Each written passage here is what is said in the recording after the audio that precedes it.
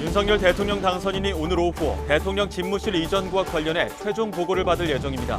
후보지인 광화문 외교부 청사와 용산 국방부 청사 가운데 경호에 더 적합하고 비용이 적게 드는 용산에 무게가 실리는 분위기입니다. 국민의힘은 문재인 정부의 공공기관 인사를 낙하산 알박기로 규정하고 국민에 대한 최소한의 염치도 없다고 비판했습니다. 청와대는 대통령 인사권에 대해 왈가왈부하는 것은 옳지 않은 일이며 인사권은 분명히 대통령이 가진 것이라고 반박했습니다. 코로나19 사태 이후 처음으로 신규 확진자가 60만 명을 넘어섰습니다. 누적 확진자는 전체 국민의 16%에 해당하는 825만여 명으로 늘었습니다. 신규 확진자가 급증한 것과 관련해 정부는 신속 항원 검사 양성 결과를 확진으로 인정한 영향이 크다고 분석했습니다.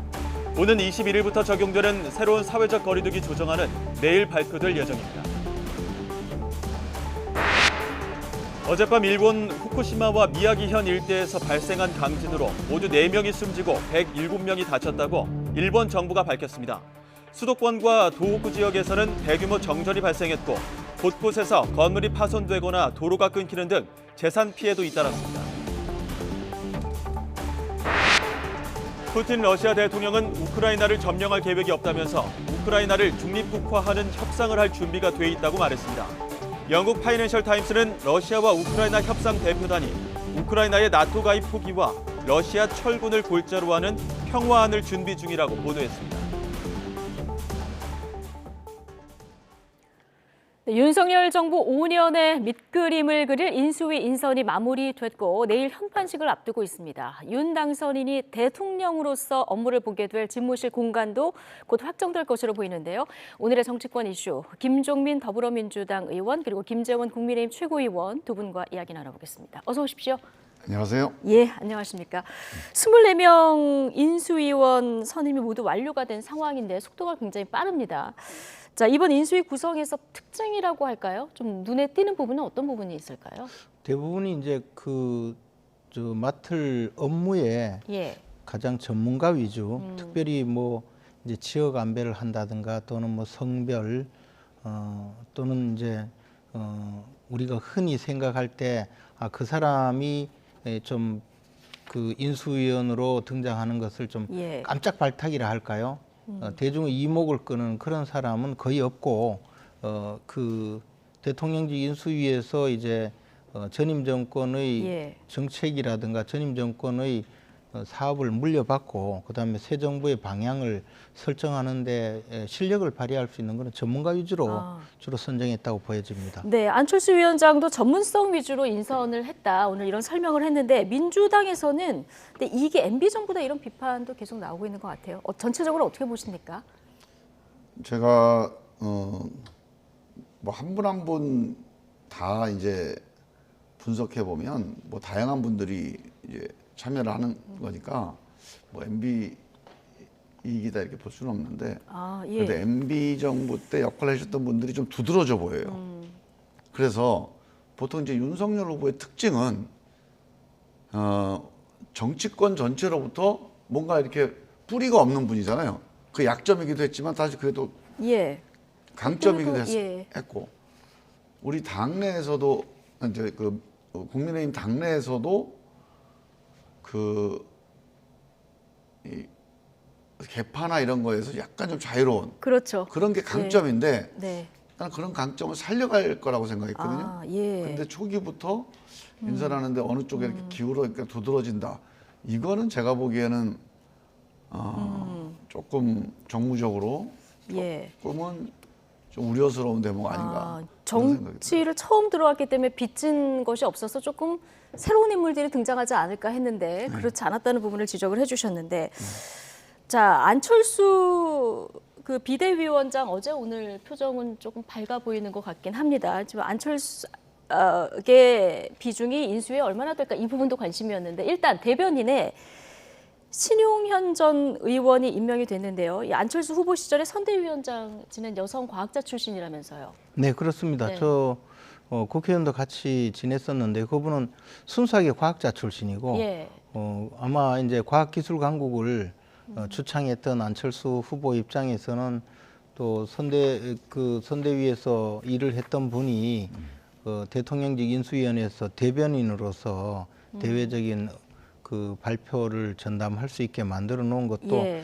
자신의 의사를 직접 그 대외적으로 관철할 수 있다는 그런 입장에서는 상당히 그 좀 흡족한 그런 생각인 것 같은데요. 이게 네. 이제 공동정부 내지는 그 더 좋은 대한민국을 함께 만들어가자라고 당초에 약속했던 그런 약속도 이행하고 국민들이 봤을 때도 예. 안철수 그 인수위원장이 정말 제 역할을 하고 있구나라는 예. 그런 안도감을 심어줄 수 있다고 봅니다. 공동정부 약속 지금까지는 잘 지켜가는 이런 모습도 보인다고 말씀해 주셨는데 아직 그 합당 문제 같은 경우에 이준석 대표가 당선 후 일주일 내에 이제 협의를 하겠다 했는데 아직 뭐 진척은 없어 보이고 이 합당 문제 포함해서 공동정부 운영 앞으로 어떻게 될 거라고 전망하십니까? 뭐 약속한 거니까 뭐 잘 네. 지켜나갈 거라고 저는 생각하는데요. 근데 이번 선거에서 보면 아시겠지만 막판에 어떻게 보면 이제 약간 졸속 단일화 이런 성격이 좀 있었어서 역풍도 있었다 이렇게 얘기를 하잖아요. 네. 그래서 사실은 안철수 후보의 공동정부라고 하는 게 앞으로 전국 중에서 큰 의미를 갖기는 어려울 거라고 봐요. 만약에 안철수 후보가 어떤 정치개혁이든지 국민통합이든지 이런 공약을 내걸고 그런 공약을 인수하거나 공동 추진하는 조건으로 뭔가 어떤 그 공식적인 네. 협상을 통해서 단일화가 됐고 그 단일화 이후에 공동정부의 방침을 국민들에게 약속하고 이런 절차가 있었다면 상당히 무게가 있었을 거예요. 그리고 의미가 있었을 텐데 약간 너무 이제 선거가 앞두고 급박하게 이루어져서 예. 저는 이 공동정부가 둘이서 서로 간에 뭐 협의한다는 거 말고 구체적으로 뭘 같이 한다는 건지가 좀 예. 안 잡혀요. 그래서 결국은 그러면 뭐 이제 어떤 조각 과정에서 뭐 인선, 추천 예. 뭐 이런 점에서 일부 같이 좀 공유하는 네. 정도이겠고 예. 국정의 방향, 어떤 국정의 기조 관련해서는 특별히 뭐 공동정부가 갖는 의미가 뭘지 그게 예. 좀 잘 안 다가옵니다. 네, 인수위 지나서 이제 조각 과정이 어떻게 되는지 이 부분 좀 지켜봐야 될 것 같고요. 인수위 인선에 대한 두 분 의견 들어봤고요. 지금 대통령 집무실이 최종 어디로 결정될지 이 부분도 관심입니다. 오늘 오후에 당선인과 인수위원들이 회의를 열고 장소를 결정할 예정인데요. 지금 유력하게 부상하고 있는 용산 국방부 청사를 두고 다양한 의견들이 나오고 있습니다. 듣고 오시겠습니다. 그 보안 시설들을 그냥 아무데나 그 계획 없이 국방부에서 알아서 빨리 빼라. 이게 가능한 일이라고 생각하는지 모르겠어요. 그리고 그 용산 땅은 사실 저희들 대한민국의 국민 입장에서는 일테면 오욕의 역사가 그렇죠. 있는 예. 곳입니다. 예. 우리 대통령이 꼭 이 청나라 군대, 일본 군대가 주둔했던 곳에 꼭 가야 되겠습니까? 저는 이해할 수 없습니다. 그게 무슨 뭐 어떤 자문을 받았는지 또는 뭐 일설에는 무슨 풍수가의 자문 아니냐 이런 의문도 제기를 하고 있는데 그런 뭐 풍수 얘기를 이전에 이 일본 군대 주둔하던 데에 가서 계시겠다고 하는 게 저는 뭐 이해할 수 없습니다.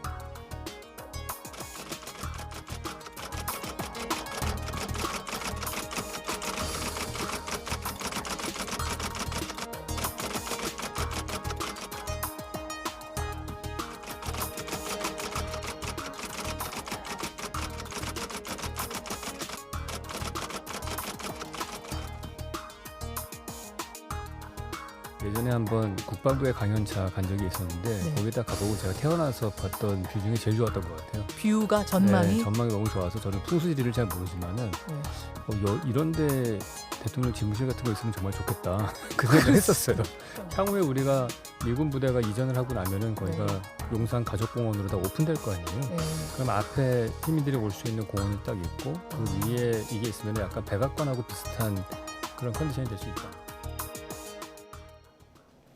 네, 지금 건축 전문가 유현주 교수의 의견까지 듣고 오셨는데 이건 정치적인 쟁점이라던가 안보 이슈 이런 거 다 빼고 그냥 건축가로서만 부지로만 보면 대통령 집무실에 있기에는 괜찮다 이런 의견까지 저희가 이제 들어보고 왔는데 어쨌든 지금 정부 서울 청사는 좀 현실적으로 어려운 것 같고 광화문 외교부 청사하고 용산 국방부 청사 이제 두 군데가 마지막에 살아있는 카드로 보이는데 지금 무게추는 용산으로 좀 기우는 겁니까? 아니 이제 언론 보도에 보면 그렇잖아요. 그래서 최종적으로 오늘 오후에 예. 이제 인수위원들과 함께 윤석열 당선인이 그 협의를 해서 정할 것 같은데요. 양쪽을 다 보면 광화문 저 외교부 청사는 예. 사실 그 경호나 보안에서도 광화문 청사보다는 조금 더 유리한 예. 곳이고 비교적 그 최신의 최근에 지은 건물이기 때문에 또 여러 가지 보안 시설이나 그 경호에도 조금 나을 거라고 생각이 예. 듭니다. 그리고 이제 그 외빈 접대라든가 그런 저 공간도 충분히 좀 있을 거라고 봐요. 근데 대신 이제 그 광화문 광장이라든가 또 교통이라든가 이런 걸 생각하면 주위에서 이 주위 건물에서 이제 첨단 장비를 이용한 감청이라든가 또는 이제 그 돌발적인 테러 소요 사태 이런 데 대비를 하기 위해서는 굉장히 그 경호에 신경을 좀 써야 되는 것이거든요. 그런데 이제 그 용산 국방부 청사는 사실 그런 면에서는 훨씬 좀 자유로운 곳이고 그다음에 국가의 그 국방 시설이 있기 때문에 그 유사시의 그 안보 관련 회의라든가 또는 직접 그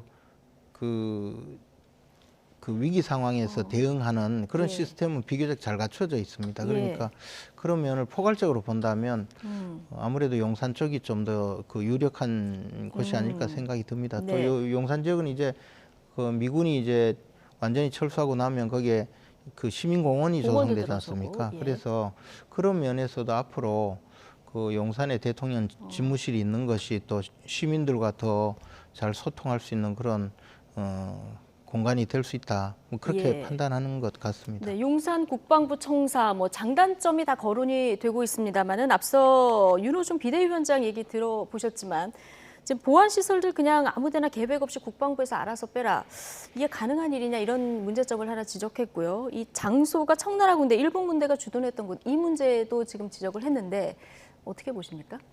저는 뭐 예전에 일본 군대, 청나라 군대 그거는 뭐 큰 문제는 아니라고 보고요. 다 우리나라 땅인데 그게 뭐 중요합니까? 저는 그 문제보다도 더 중요한 거는 지금 윤석열 후보가 그 세종을 사실상의 행정 수도로 하겠다 이렇게 공약을 했어요. 저는 세종시로 대통령 집무실이 이전해야 된다고 봅니다. 아예 제2집무실이 아니라 집무실이 그러니까 본 아예 집무실이 장기적으로 세종시로 한다. 이전을 하고 그리고 서울에도 네. 대통령 별도 집무실이 서울 집무실이 있긴 있어야죠. 저는 그런 점에서 볼 때 임시로 국방부를 가던 외교부 청사를 가던 뭐 그럴 수는 있으나 근본적으로는 세종시로 갈 건지 말 건지를 먼저 결정을 해야 됩니다.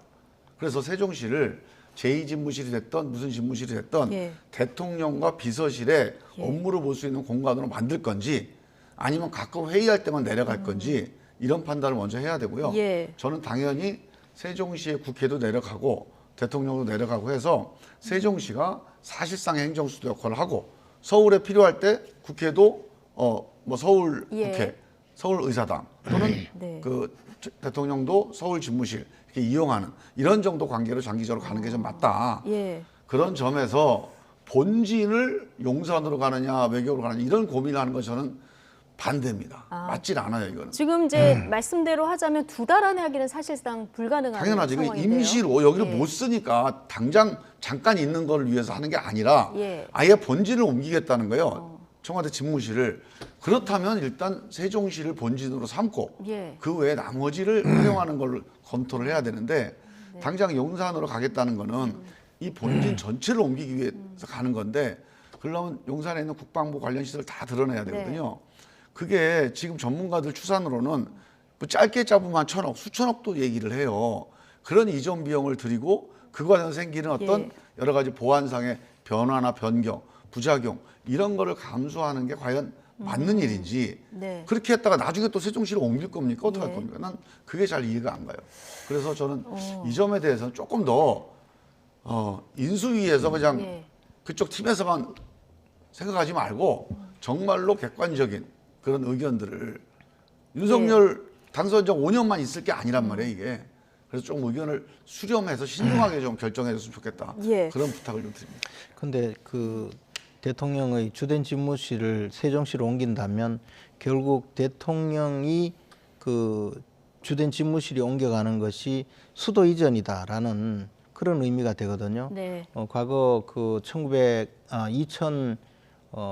2005년도에 그 헌법재판소 판결에 보면 대통령과 국회가 위치하는 곳이 그게 이제 수도라는 개념으로 정리를 했거든요. 그럼 대통령이 수도를 이전한다는 의미가 되는데 그것을 그냥 지금 집무실 이전하는 그 차제에 그러니까 대통령 집무실 이사 가는 김에 이사짐센터 짐이 그냥 용산으로 갈 게 아니라 세종시로 가라 그 이야기하고 똑같잖아요. 그것은 엄청난 문제죠. 그것은 그때 당시에 대법원 판결에 의하면 국민투표해라는 거잖아요. 아니요, 그거는 제가 설명을 드릴게요. 헌법 개정에 준하는 정도의 국민적 동의가 있어야 되는데 그것을 뭐 집무실 이전하는 이 차제에 그냥 수도 이전까지 거론하는 것은 그건 그것만 제가 잘못이라고 잠깐 보고요. 설명을 네. 드릴게요. 아니, 잠깐만. 제 의사하고 약간 좀 잘못 전달됐는데 저는 그래서 이 문제는 논의가 필요하다는 얘기예요. 그래서 저는 만약에 지금 이제 김재원 의원님, 요즘 유명한 분이에요. 김재원 의원님 말씀이 맞아요. 실제로 본진이 이전을 하려면 수도 이전에 대한 헌법 개정 절차를 밟아야 됩니다. 네. 그래서 그건 시간이 걸리는 문제고요. 예. 제2집무실 정도로 일단 집무실을 갖춰놓으면 이 두 가지 서울과 예. 세종 제2집무실을 공동 운영하는 그리고 궁극적으로는 네. 개헌 절차를 통해서 네. 그 본진을 세종으로 이전하는 이게 좀 맞는 예. 방향이라고 보는데 그렇게 본다면 지금 이 서울에 있는 청와대 이 집무실을 좀 축소시킬 수가 있어요. 예. 그리고 많은 부분을 국민에 개방할 수가 있습니다. 그래서 국민과 함께하는 그 개방형 청와대 서울 집무실을 운영할 수 있다고 보는 거죠. 예, 알겠습니다. 잠시 당선인 비서실장이 될 뻔하셨는데, 자 어쨌든 청와대를 조금 축소해서 이걸 물리적 거리를 좀 재조정해서 활용하는 것이 어떻겠냐 의견을 주셨는데 어제 당선인 대변인 얘기를 들어보면은 청와대로 들어갈 가능성은 제로다 이렇게 얘기하지 않았습니까? 그러니까 안 되는 이유로 비서동에서 집무실까지 시간이 소요된다, 소통의 문제가 있다 이런 얘기인데 탁현민 비서관이 직접 거리를 잰 것 같습니다. 뛰면 30초, 걸으면 57초 자, 이렇게 남겼는데 뭐 두 분 모두 청와대 구조를 좀 아시니까 어떻습니까? 이제 그 비서동에서요. 예. 그 본관까지 가려면 사실 뭐 거리가 얼마라고 이야기하는 것보다 물리적 거리뿐만 아니고 예. 과거에 이제 노태우 대통령 때 청와대를 그 준공할 때 이 청와대 건물 설계 자체가 앞부분에 있는 경복궁의 그 구조 내지 경복궁의 건물과 동일하게 그러니까 조화를 이루도록 그 예. 건물을 지었거든요. 그리고 또 이제 본관과 또 관저와의 그 배치라든가 또 비서동과의 배치도 이 그 광화문 쪽에서 봤을 때 비서동은 드러나지 않게 해서 마치 그 궁궐이 계속 이어진 그런 모습을 하게 되었어요. 그래서 이게 이제 그 말하자면 청와대 본관에 들어가서 집무를 하는 순간 왕처럼 느껴지도록 만들어져 있어요. 그게. 네. 그리고 집무실에서 그 비서동에서 집무실로 가려면 대부분의 경우에 차를 타고 움직여요. 예. 지금 뭐 뛰어서 30초 이러는데 글쎄 뭐 뛰어간 적은 없는 것 같아요. 그리고 예. 그리고 이제 그 또 중간에 또 검문소도 있어요, 사실은. 예. 근데 이제 이런 물리적 거리보다도 대통령이 늘 참모들하고 같이 그 근무를 하면서 참모를 옆방에 있던 뭐 한층 아래에 있던 이렇게 함께 대화를 하면 좋은데 멀리 떨어져 있어서 가려면 차량을 불러서 그 차를 타고 이동하고 이러니까 대부분의 경우에 전화를 하게 돼요, 대통령이. 예. 전화를 하고 보고할 때도 전화가 오면 보고를 하고 아니면 그 서면으로 보고를 하고 그래서 이제 그 특별한 일이 있으면 가서 구두 보고를 하는 이런 형태가 되어 있거든요. 이게 이제 우리가 미국 그 대통령처럼 미국의 웨스트윙 같은 데 보면 대통령이 그 수시로 옆방에 가서 참모들하고 이야기도 할 수 있고 예. 그런 리더십을 키울 수 있거든요. 이게 초기에는 그저 조금 떨어져 있다 전화 통화한다 하지만 점점 이게 이제 임기 후반부로 가면 심해져서 그 대통령이 이제 왕처럼 되고 나머지 그 참모진들은 대통령에게 예. 제대로 보고조차 잘 안 되는 이런 구조가 되기 쉽다 네. 이런 뜻이고 또 하나는 대통령이 그 일반 국민들과 예. 어울릴 수 있는 기회가 굉장히 차단되게 되거든요. 네. 그 청와대 공간 자체가. 그러니까 기왕에 이번에 윤석열 당선인이 이 후보 시절에 공약한 것이고 예. 청와대에서 나오겠다고 했기 때문에 저는 저 약속은 반드시 지키는 것이 맞고, 이게 청와대에 들어가서 생활하기 시작하면요, 이제 예. 또 이것도 갖추고 저것도 갖추고 하느라고 이게 많이 늦어져요. 제가 보기에 문재인 대통령도 광화문 시대를 열겠다고 하고 6개월, 1년 끌다가 결국 못하겠다 이래 돼 있거든요. 저는 이번 기회에 네. 뭐 좀 힘든 일이 있어도 반드시 그 국민과의 약속을 지키고 관절을 마련하지 못하면 당분간은 그냥 지금 거처에서 지금 있는 집에서 출퇴근하더라도 아, 그렇게 하더라도 그렇게 대통령이 이게 이번에 꼭 지키는 것이 맞다고 봅니다. 물리적 거리를 떠나서 제왕적 대통령제의 상징이다 보니까 청와대를 나오는 약속을 지키는 것 자체는 굉장히 중요하다는 말씀까지 들어가고요. 아니요, 청와대에 보면 왕으로 보여요. 제가 네.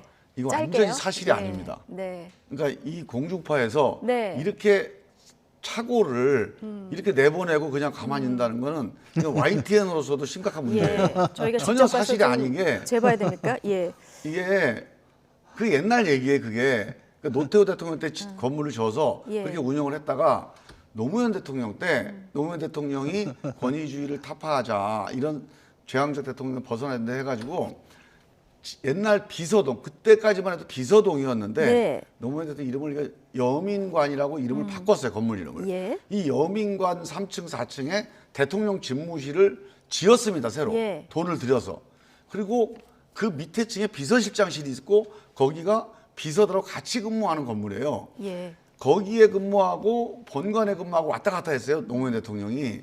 그리고 이제 이걸 이명박 대통령, 박근혜 대통령 때는 또 지금 우리 저희 김지원이 말씀하신 그 의리의리한 네. 그 본관에 본관. 근무를 하신 거예요. 또 예. 문재인 대통령이 취임하고 난 다음에 본관 근무를 5년 내내 잃지 않았습니다. 그렇군요. 그러니까 회의, 예. 국무회의라든가 외빈들 영접 이런 공식적인 외부 업무 이외에 내부 직무와 관련된 업무는 다 이 여민관이라고 네. 하는 업무동에서 했어요. 예. 그러면 여기에서 1, 2층 차이라는 게 30초 걸리잖아요. 그래서 만약에 그런 이유라면 옮기실 필요 없습니다. 알겠습니다. 이 근데- 업무동을 근데- 활용하면 충분히 뭐 소통하는 아니, 그래, 데는 문제가 없다 이런. 노무현 대통령 시대 이야기하면서 여민관이라고 하던데 그게요 이름 바뀐 지가 오래됐어요. 그래서 위민 1관, 2관, 3관 계속 그래 하는데 여민은 과거 용어고 위민관으로 되어 있거든요. 그래서 3, 4층에 그 집무실마저도 거기에 대통령이 그 와서 근무를 하면 되는데 예. 그게 잘 안 되는 이유가 아니, 문재인 대통령 5년 내내 거기서 근무하셨어요. 직무를 거기서 하셨습니다. 회의 보고 다 거기서 받으셨어요. 보고 받을 땐 그러니까 박근혜 외부에 대통령도 마찬가지로 국무회의장이 본관에 있으니까. 박근혜 대통령도 마찬가지로 네. 위민 1관 3층에서 그 보고받고 다 했어요. 예, 그걸 알겠습니다. 가지고 이야기하는 건 똑같은 이야기예요. 알겠습니다. 좀 청와대에서 구조가 어떻게 돼 있고 역대 대통령들이 어디서 근무를 했는지 이거 나중에 박서건 앵커가 한번 정리를 해봐야 될 것 같은데 네, 어쨌든 팩트 체크를 좀 해주세요. 예, 자 어쨌든 당선인이 오늘 오후에 아마 최종 결정을 하게 될 테니까 발표를 좀 지켜보도록 하고요. 자 민주당 얘기로 좀 넘어가겠습니다. 이제 윤호중 비대위 체제는 유지될까요? 변화가 생길까요? 어제 당내 최대 의원 모임 더 좋은 미래는 윤 비대위원장 사퇴를 요구한 상황이죠. 오늘 재선 의원들과 오전에 간담회도 있었는데요. 딱히 어떤 결론이 모아지진 않은 것 같습니다. 이야기 듣고 오시죠. 대선 패배 후에 리더십 공백을 신속히 메웠지만 또 윤호중 자신도 상당한 책임이 있기 때문에 사실 굉장히 고사를 했다고 그래요. 아 그래요? 아니 안 하겠다고? 예. 고사를 했는데 그러면 지금 이거 누가 맞냐? 네. 방법이 없잖냐? 그리고 또 당무도 제대로 알아야 되고 선거도 제대로 알아야 되는데 예. 당신밖에 없잖냐 해가지고 자기가 맡았다고. 억지로 맡으신 거예요? 예. 그래서 거의 뭐 독배를 마신 걸로 자기는 그렇게 정말 억울하다라고 하시는데. 비대위 찬반 발언 비중이 어느 정도일지. 뭐 그거는 제가 말씀 안 드리고요. 그야말로 어디 한 쪽이 기울지 않았다라고 저는 제가 쭉 기록한 거에 의하면 그렇습니다. 조속히 바꿔야 된다는 의견도 있고 그것은 소모적 혼란만 계속 지속될 뿐이다. 사람이 비대위원장이 중요한 것이 아니라 어떻게 하느냐가 중요하다라는 의견까지 다양하게 분포되어 있습니다. 네. 자, 윤호중 원내대표 처음에 고사했는데 이게 지도부 권유로 독배를 마신 거다. 자, 이런 전언도 지금 들어볼 수 있었는데 어쨌든 오늘 재선 의원 모임이 있었고요. 그 자리에 계셨었죠. 예. 뭐 결론이 하나로 모아지지는 않은 것 같은데요. 거취와 관련해서 어떤 의견들이 좀 더 많았습니까? 뭐 자세하게 또 일일이 말씀드리기는 좀 그렇고 네. 전체적으로 현 비대위 체제로는 좀 어렵다. 국민 네. 신뢰를 회복하기가 쉽지가 않다. 이런 의견과 비대위 자체가 중요한 게 아니라 예. 뭐 앞으로 어떻게 해나가느냐가 중요한 거 아니냐. 그리고 뭐 대안이 없다. 뭐 현실론. 뭐 이렇게 양쪽으로 크게 갈렸는데 예. 어느 한쪽으로 확 기울어져 있는 건 아닌데 아까 이제 우리 고용진 수석 대변인은 아무래도 이제 비대위원장을 대변하다 보니까 뭐 양쪽이 우열이 어렵다고 봤는데 저는 지금 비대위 체제는 조금 어렵다는 우려의 목소리가 조금 더 많았던 것 같아요. 네. 그래서 예. 저는 이 점에 대해서 윤호중 비대위원장이 오늘 초선 의원들 간담회를 먼저 마저 해보고 예. 이것까지 다 듣고 의견을 종합한 다음에 나름대로 판단을 하겠다. 예. 뭐 어떤 의원님들은 막 뭐 이번 주 안으로 결단을 해야 된다는 예. 의원님들도 있고 또 다음 주에 이제 의원총회에서 원내대표 원내대표 뽑잖아요. 선출을 하거든요. 예. 원내대표가 새로 선출되면 그 원내대표 중심으로 다시 정비를 해야 된다. 이런 의견도 있어요. 그럼 지금 상황에서는 새로 뽑힌 원내대표가 생기면 네. 그 원내대표가 비대위원장을 맡게 되는 겁니까? 아니면은 그거 딱 그런 건 아니고요. 예. 비대위원장을 맡을 수도 있는데 예. 원내대표가 비대위원장 원내대표를 겸직하는 거에 대한 업무적 부담이 되게 크다. 이런 우려가 큽니다. 예. 그래서 만약에 원내대표가 새로 선출되더라도 만약에 비대위를 재구성하게 된다면 비대위원장을 다른 분으로 모시는 방향으로 가겠지 원내대표가 겸임하는 건 아닐 것 같아요. 아, 그렇군요.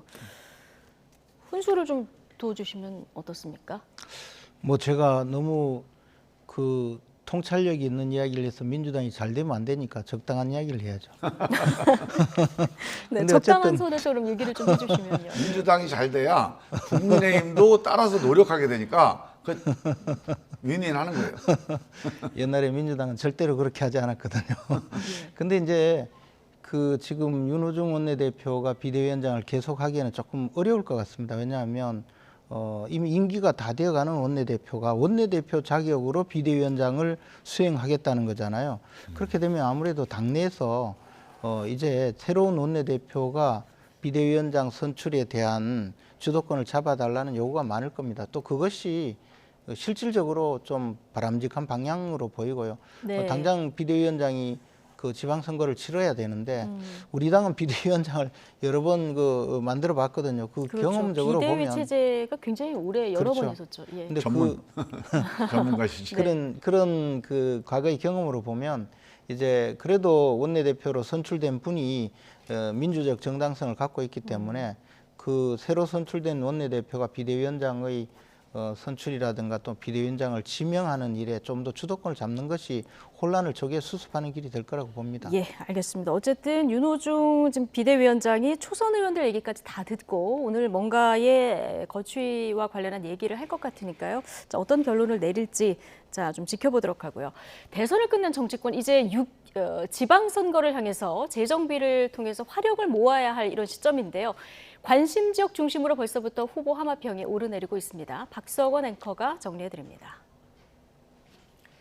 6일 지방선거가 70여일 앞으로 다가오면서 다시 정치권이 술렁이고 있습니다. 벌써부터 곳곳에 출마 선언이 잇따르면서 치열한 경쟁을 예고하고 있는데요. 17개의 시도 가운데 최대 격전지는 경기도입니다.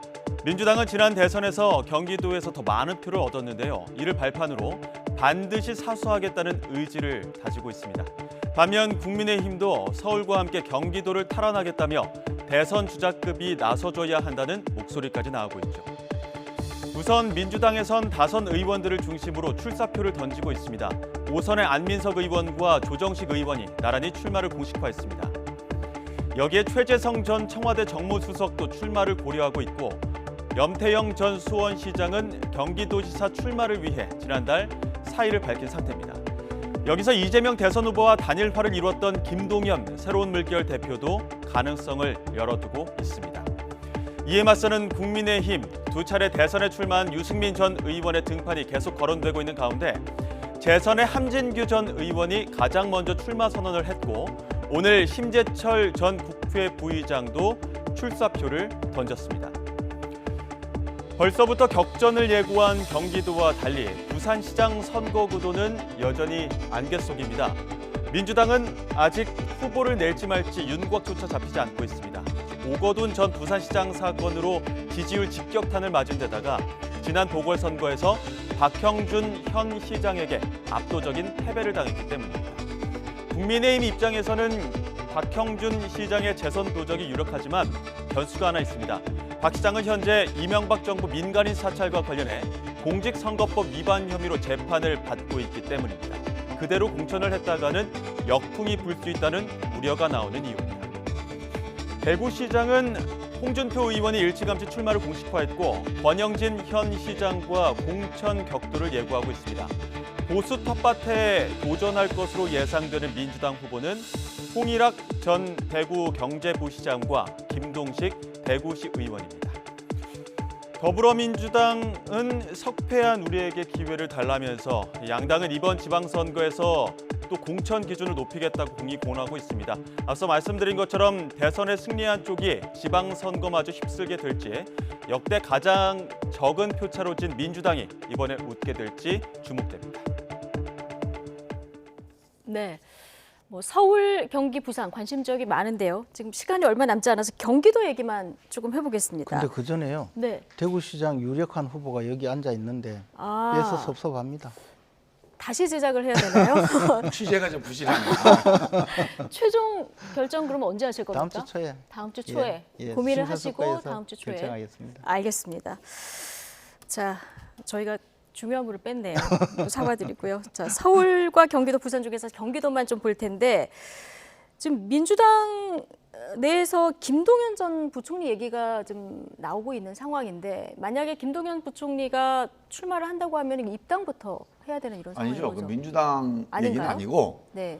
이제 민주당 후보는 누가 선출이 되겠죠. 예. 그러면 민주당 후보와 새로운 물결 김동연 후보와 뭐 단일화. 단일화를 하는 그런 예. 절차가 진행될 것 같고요. 네. 김동연 후보가 민주당에 입당해서 후보로 선출되는 그 방식은 아닐 것 같아요. 그 방식은 아닐 것 네, 같다. 그건- 김동연 만약에 전 총리가 나오게 되면은 네. 별도로 나오고 민주당에서 또 경선을 하고 그래 나중에 한 번 더 경선을 하는 후보 이런 방식이 단일화 될 것이다. 가능성은 예. 뭐 검토해 볼 수 있죠. 그래서 그거는 네. 김동연 후보가 어떤 선택을 하느냐가 되게 중요합니다. 예, 알겠습니다.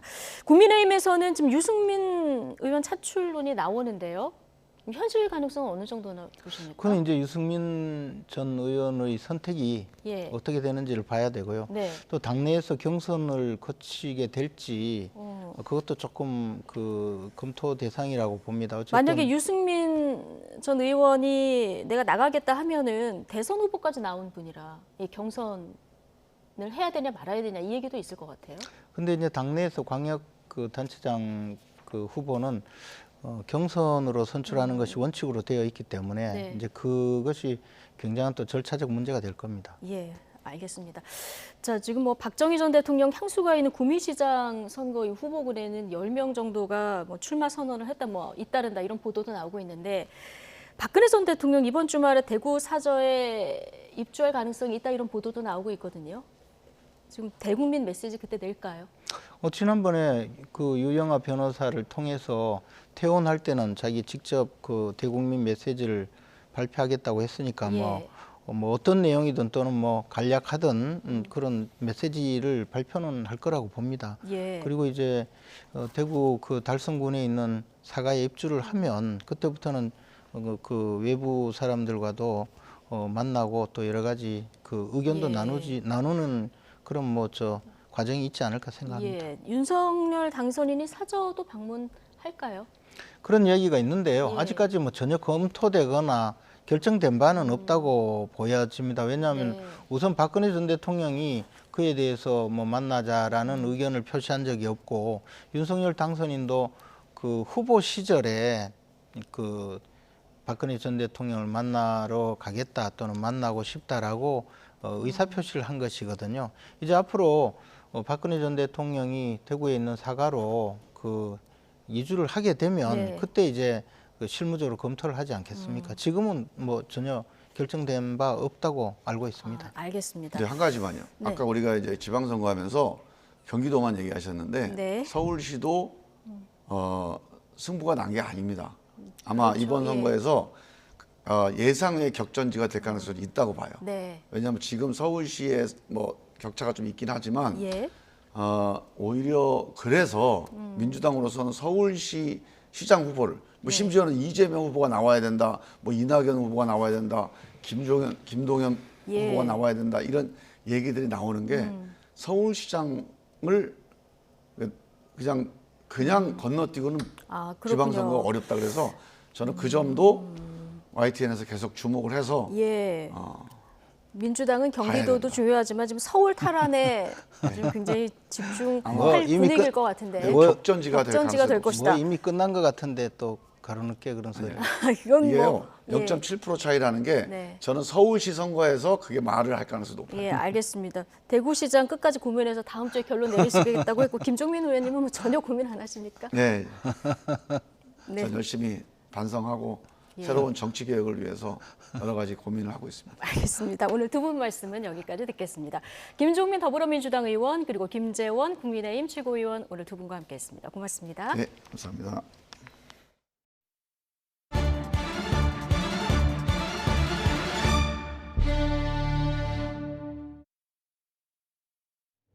네, 러시아군이 우크라이나 침공 21일째에도 공세를 이어간 가운데 국제사법재판소가 러시아의 군사작전 중단을 명령했습니다.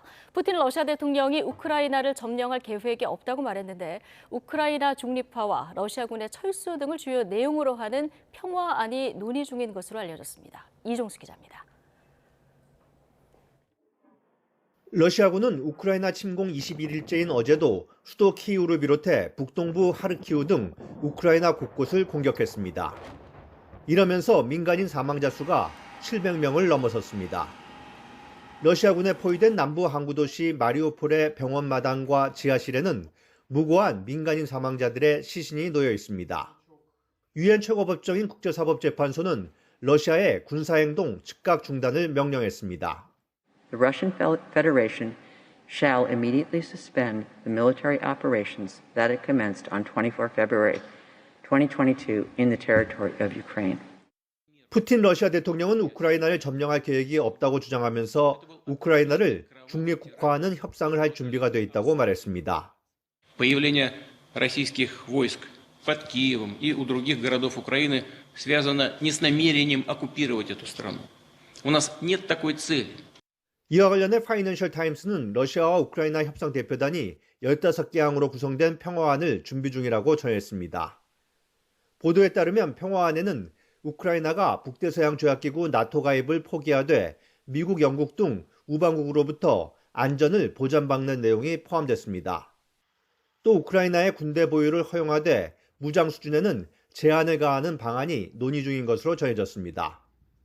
반대급부로 러시아는 우크라이나 영토 내에서 군사작전을 중단하고 철군한다는 겁니다. 이에 대해 우크라이나 협상대표는 러시아의 요구일 뿐이라고 일축했고 러시아 크렘린궁 대변인은 잠재적 합의 내용을 공개하기에는 너무 이르다고 말했습니다. YTN 이종수입니다. 조 바이든 미국 대통령이 푸틴 러시아 대통령에 대해 처음으로 전범이라는 단어를 사용했습니다.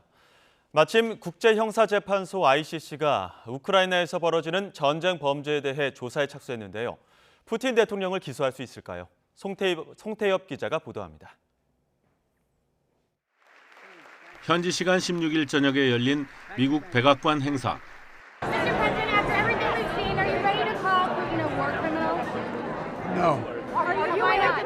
단호하게 아니라던 바이든 대통령이 손님들과 인사를 나누다가 다시 기자들 앞으로 옵니다. 질문을 확인하더니 이번엔 반대로 대답합니다. The president's remarks speak for themselves. He was speaking from his heart and speaking from what he's seen on television, which is barbaric actions by a brutal dictator through his invasion of a foreign country.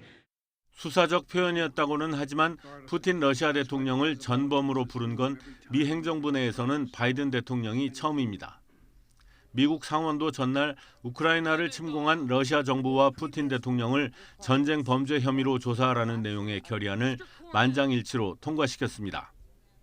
이에 앞서 개인의 전쟁 범죄를 다루는 국제형사재판소 ICC는 우크라이나에서 벌어지는 전쟁 범죄에 대해 조사에 착수했습니다. We must insist that there is zero tolerance for any crimes of sexual or gender-based violence or crimes against children. 하지만 러시아는 크림반도 점령 이후인 2016년 ICC에서 탈퇴했습니다. ICC가 푸틴 대통령을 조사하겠다고 해도 응할 리가 없어 실효성은 떨어집니다. 러시아 크렘린궁도 바이든 대통령의 전범 언급에 대해 인정할 수도 용서할 수도 없는 수사법이라는 수사적 표현으로 응대했습니다. YTN 송태엽입니다. 코로나19 신규 환자가 처음 60만 명대로 폭증한 가운데 사망자도 400명이 넘어 역대 최다를 기록했습니다. 오늘 0시 기준 확진자는 62만 1,328명으로 코로나19 발생 이후 가장 많았습니다. 전날보다 20만 명 넘게 급증했는데 하루 전 확진자 집계에서 빠졌던 인원이 포함된 영향이 큰 것으로 분석됩니다. 하루 새 숨진 환자는 역대 최다인 429명으로 누적 11,481명에 달합니다. 위중증 환자는 전날보다 85명 줄어 현재 1,159명입니다. 오늘 0시 기준 재택치료 대상자는 192만 5,759명으로 하루 사이 14만 9천여 명 늘었습니다. 이 가운데 고위험군으로 하루 2번씩 모니터링을 받는 집중관리군은 28만 5,070명으로 집계됐습니다. 전국 중환자 전담치료 병상 가동률은 65.6%로 전날보다 1.4%포인트 높아졌습니다. 중환자 병상 가동률은 지역별로는 수도권이 62.8%, 비수도권이 72.4%입니다.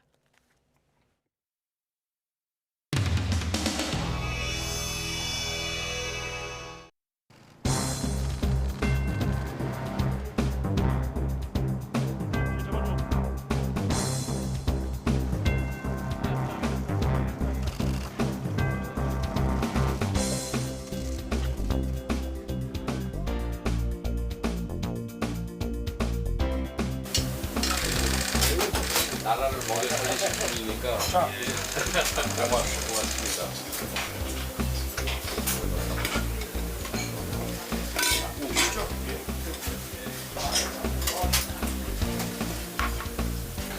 우리나라 직장인들이 점심 메뉴 중에 제일 많이 먹는 게 김치찌개지.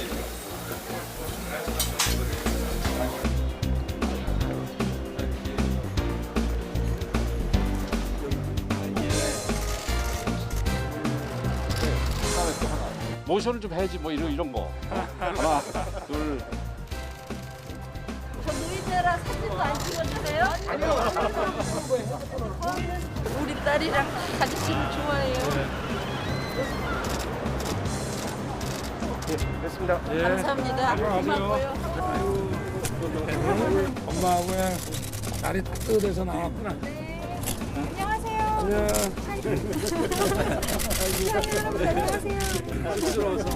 안녕.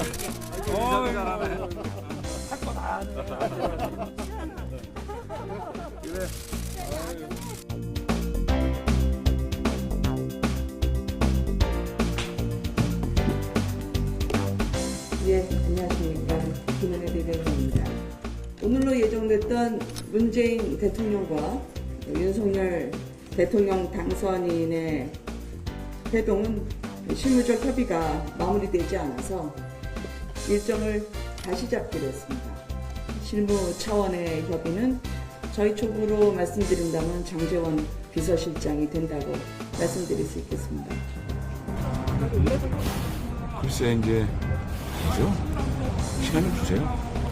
청와대하고 우리하고 이 문제가 뭐 결렬, 무산 이게 아니라 실무적인 협의를 계속 나가겠다라는 그게 나갔잖아요.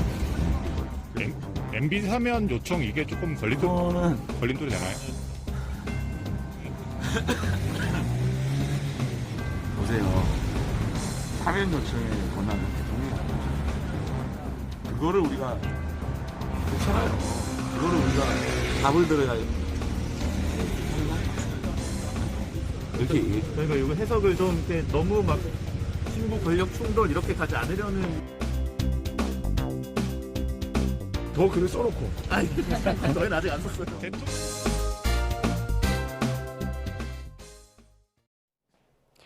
서울 등 수도권 지역은 흐리기만 하지만 충청 이남과 영동 곳곳에는 봄비가 내리고 있습니다. 비는 밤사이 전국으로 확대하겠고 모레까지 오락가락 내리겠는데요. 기온이 낮은 강원 산간에는 많은 눈이 쏟아지겠습니다.